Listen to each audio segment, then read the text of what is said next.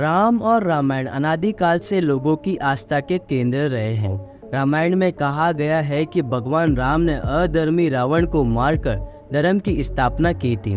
बहुत से लोग सवाल ये भी करते हैं कि क्या भगवान राम वास्तव में पृथ्वी पर जन्मे थे? क्या रावण के वास्तव में 10 सिर और 20 भुजाएं थी? क्या हनुमान जी अपनी इच्छा अनुसार अपना रूप बदल सकते थे?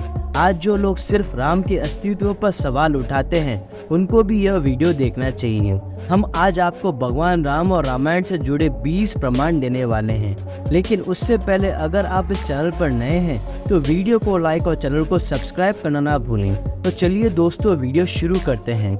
20 प्रमाणों में पहला प्रमाण है सांप के सिर के जैसी गुफा। जब रावण माता सीता को श्रीलंका ले गया तो सबसे पहले उसने इसी स्थान पर रखा। इस गुफा का सिर कोबरा सांप की तरह फैला हुआ है। गुफा के चारों ओर की नक्काशी इस बात का प्रमाण है। दूसरे प्रमाण की बात करते हैं और वह है हनुमानगढ़ी। जिस स्थान पर हनुमान जी भगवान राम की प्रतीक्षा करते थे उसे हनुमानगढ़ी कहते हैं। रामायण में भी इसका उल्लेख है कि अयोध्या के पास इस स्थान पर एक हनुमान मंदिर है जो हनुमानगढ़ी के नाम से प्रसिद्ध है। अब आते हैं तीसरे प्रमाण पर और वह है हनुमान जी के पद चिन्ह। रामायण में यह भी वर्णन है कि जब हनुमान जी ने सीता को खोजने के लिए समुद्र पार किया तो उन्होंने एक विशाल रूप धारण किया। आज भी श्रीलंका में उस स्थान पर भगवान हनुमान के पद चिन्ह मौजूद हैं। चौथे प्रमाण की बात करते हैं और वह है राम सेतु। राम सेतु भी रामायण और भगवान श्री राम के अस्तित्व का प्रमाण है। रामायण में समुद्र से श्रीलंका तक किस पुल के बारे में लिखा है? दोस्तों, यह पुल पानी पर तैरते पत्थरों से बना था। इसे आज भी समुद्र तल पर देखा जा सकता है। पांचवें जीवित प्रमाण की बात करते हैं और वह है तैरते हुए पत्थर। समुद्र पर पुल बनाने के लिए ऐसे पत्थरों की आवश्यकता थी जो पानी पर तैर सके। नल नील को जो साथ मिला था उसके कारण नल नील ने जो भी पत्थरों को छुआ वह तैरने लगे। इन्हीं पत्थरों पर राम लिखकर उनका पुल बनाया गया। सुनामी के बाद इनमें से कुछ चट्टानें टूटकर गिर गए। शोध करने के पश्चात पता चला कि यह पत्थर उसी समय के हैं जब रामायण हुई थी। छठे नंबर पर आते हैं और वह है द्रोणागिरी पर्वत। लक्ष्मण मेघनाथ युद्ध के दौरान जब लक्ष्मण मेघनाथ से बेहोश थे तो हनुमान जी संजीवनी को लेने द्रोणागिरी पर्वत पर गए थे।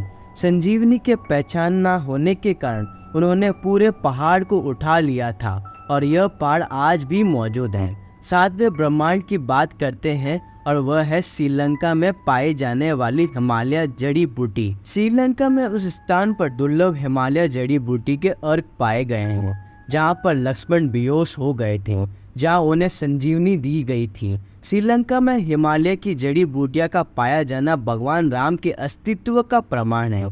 आठवें नंबर पर आते हैं वह है अशोक वाटिका। सीता हरण के बाद जब रावण उन्हें लंका ले गया तो माता सीता ने उसके महल में रहने से इनकार कर दिया। तब रावण उसे अशोक वाटिका में ले गया जहाँ वह एक पेड़ के नीचे बैठी थी। यह जगह एलिया के नाम से जानी जाती है और आज भी मौजूद है। और 9वें नंबर पर चलते हैं, यह है लेपाक्षी मंदिर है। जब सीता माता का अपहरण हुआ तो रावण उन्हें लंका लेकर चला गया। जटायु ने रावण को रोकने के लिए उसे युद्ध किया। जिस स्थान पर जटायु गिरे थे उसे लेपाक्षी मंदिर के नाम से जाना जाता है और वह आज भी वहीं स्थित है। 10वें नंबर पर और वह है विशालकाय हाथी। रामायण के सुंदरकांड अध्याय में लिखा है कि विशाल हाथी लंका की रखवाली के लिए रखे गए थे, जिसे हनुमान जी ने एक पहाड़ से बेहोश कर दिया था। 11वें नंबर पर आता है कोंडाकुटुगला। हनुमान जी ने जब लंका को जलाया तो रावण भयभीत हो गया और उसने माता सीता को अशोक वाटिका से हटाकर कोंडाकुटुगला में रखा था। यहाँ कई ऐसी गुफाएं मिली है जो रावण के महल तक जाती है। यह भी रामायण की घटना का एक जीवित सबूत है। 12वें नंबर पर आता है और वह है रावण का महल। दोस्तों, श्रीलंका में एक महान विला है जिसे रावण का महल कहा जाता है। रावण का यह महल आज भी श्रीलंका में मौजूद है। 13वें नंबर पर आता है वह है कलवानिया। राम रावण के वध के बाद विभीषण को लंका का राजा बनाया गया था। विभीषण ने कलानिया में अपना महल बनवाया जो केला नदी के तट पर स्थित था। शोधकर्ताओं को इसके अवशेष इसी नदी के किनारे मिले हैं। 14 नंबर पर आते हैं और लंका के अवशेष। हनुमान जी ने अपनी पूंछ से पूरी लंका जला दी थी, जिसके अवशेष आज भी लंका से प्राप्त होते हैं। यहाँ के इन स्थानों की मिट्टी आज भी काली है। 15 नंबर पर आते हैं और वह है दीपू राम बोला। दोस्तों, रावण वध के पश्चात जहाँ माता सीता ने अपनी पवित्रता साबित करने के लिए अग्नि परीक्षा दी थी, वह वृक्ष आज भी मौजूद है जिसके नीचे माता सीता ने अग्नि परीक्षा दी थी।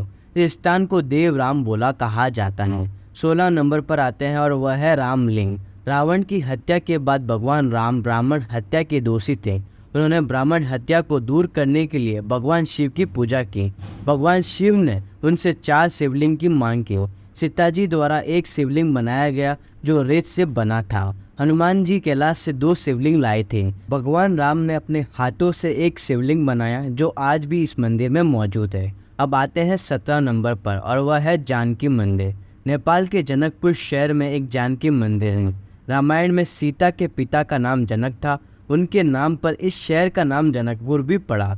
माता सीता को जानकी के नाम से भी जाना जाता है। उन्हीं के नाम पर इस मंदिर का नाम भी रखा गया है। अब आते हैं 18 नंबर पर और वह है पंचवटी। नासिक में अभी भी पंचवटी तपोवन है। भगवान राम और सीता और लक्ष्मण जो वनवास के लिए अयोध्या छोड़ गए थे, इसी जंगल में रहे। यहीं पर लक्ष्मण ने रावण की बहन सुपर्णखा के कान और नाक काट दिए थे। अब आते हैं 19वें नंबर पर और वह है कुंडेश्वर मंदिर। रावण भगवान शिव का अन्य भक्त था। भगवान शिव के इस मंदिर में स्थापना रावण ने की थी। यह दुनिया का इकलौता मंदिर है जहां भगवान से ज्यादा रावण की आकृतियां बनी। मंदिर में रावण की आकृतियां उसके 10 सिरों को दर्शाती हैं। अब आते हैं इस वीडियो के अंतिम 20वें प्रमाण पर और वह है गर्म पानी का कुंड। कुंडेश्वर मंदिर के पास ये गर्म पानी का कुंड स्थापित है।